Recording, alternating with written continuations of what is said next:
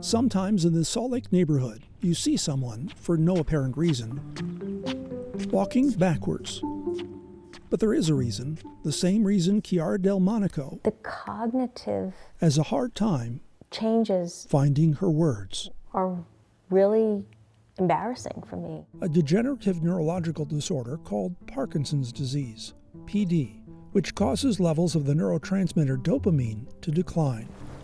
I was an athlete since I was 12, so moving my body is really important to me. It's like breathing. Delmonico, a runner and a climber, couldn't move, couldn't think as fast. Did you tell anybody? I didn't for a while. I mean, I told my sisters, and I told a very close group of friends. Neurologist Kathleen McKee says The number of patients with Parkinson's is rising exponentially. many people misunderstand PD, think it's only about tremors, instead of a constellation of symptoms. Changes in mood, trouble sleeping, almost every organ system in the body can to some degree be affected. And so she says it's not uncommon for patients to hide the diagnosis for years.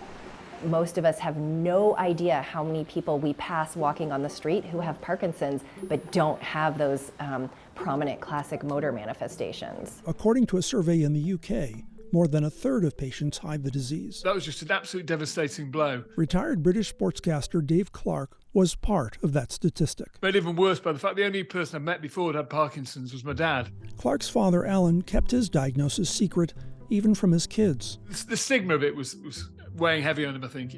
At home, Alan Clark ate dinner by himself so no one could see his handshake.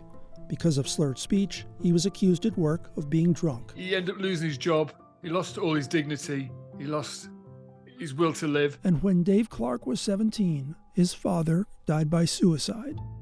When I was diagnosed, I thought, I can't be like my dad, you know. I've got to change. I've got to be different. So he I was on air a couple of times and my hand would sort of cramp up. went public. I kept it a secret for so long. It was just such a weight off my shoulders. And as for that backwards walker, that's me. I occasionally walk in reverse when PD causes a kind of foot cramp that stops me in my tracks. Walking backwards somehow helps me keep moving. It's somehow a different way to activate the motor circuitry needed. In 2014, my son was diagnosed with leukemia. He's fine now. My dad with Alzheimer's, and I Okay, and on the left. got Parkinson's. To try to preserve some normalcy, I told few.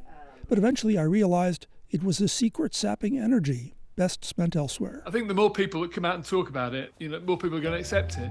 Parkinson's is not the The end. podcast, more people with Parkinson's. Dave Clark devotes his energy to a podcast Walking for 9 hours nearly, which is a bit ridiculous, a bit slow. I walked across England, coast to coast. I walked the length of Hadrian's Wall. and fundraisers. Very proud of that. I've raised over £500,000 for Parkinson's research.